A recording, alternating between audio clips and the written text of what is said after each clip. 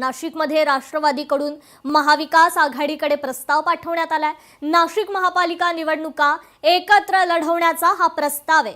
तर महायुतीमध्ये राष्ट्रवादीला घेण्यासंदर्भात अद्याप निर्णय नाही, वरिष्ठ पातळीवर चर्चा करून निर्णय घेणार असल्याची माहिती ठाकरे गटाचे नेते वसंत गीते यांनी दिलेली आहे।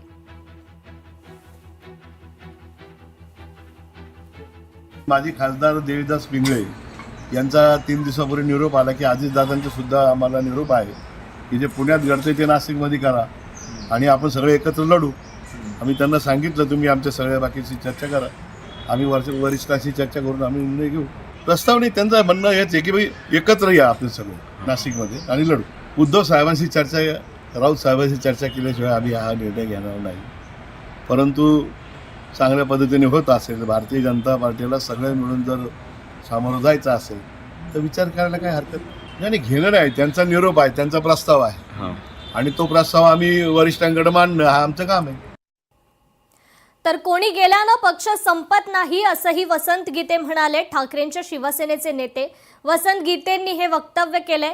जे भाजपात गेले त्यांनी आत्मपरीक्षण करणं गरजेचं असल्याचा सल्लाही वसंत गीते यांनी दिलाय।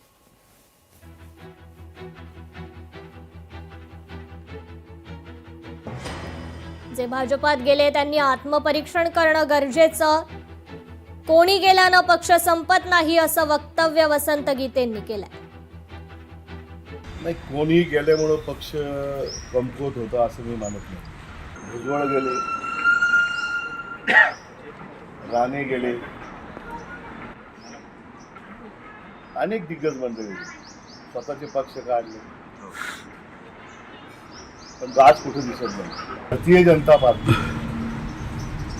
उद्धव बाळासाहेब ठाकरे या पक्षावर धाव का घालते हे कळत नाही।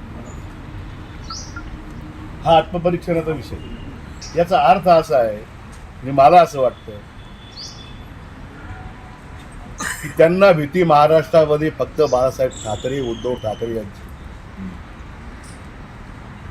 आणि म्हणून सतत ते पक्ष फोडतात। लोकशाही मराठी ऐका, पहा, जागरूक रहा।